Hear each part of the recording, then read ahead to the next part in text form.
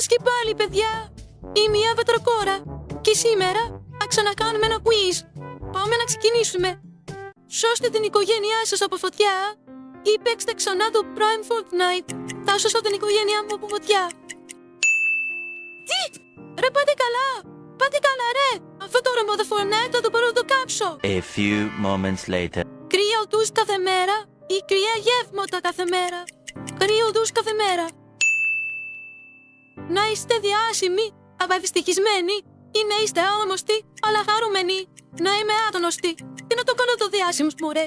Τι να το κάνεις ο διάσημος. Γευτικής του κερατά. A few inches later.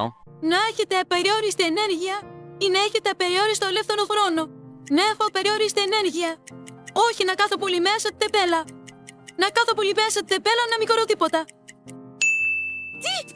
Ρε, πάτε καλά! Πάτε καλά, ρε! Γι' αυτό ο κόσμος είναι μες στην κατάθλιψη. A few moments later. Να μην ξαναδείτε την οικογένειά σας για 10 εκατομμύρια ευρώ και απορρίψτε αυτή την προσφορά. Απορρίψω αυτή την προσφορά. Τι! Να μην ξαναδείτε την οικογένειά σας για κάτι ευρώ από λεφτά. A few inches later. Μακαρόνια ή πίτσα. Μακαρόνια. Με τα μακαρόνια πιο πολύ χορταίνεις. Να μπορεί να κοιμάσαι μόνο στους 4 το πρωί. Και πηγαίνοντας για ύπνο σε αυτό το βράδυ κάθε μέρα. Να πηγαίνω για ύπνο σε αυτό το βράδυ. A few moments later. Λοιπόν, παιδιά, αυτό το βίντεο. Άμα σας άρεσε, κάντε ένα like και μια εγγραφή.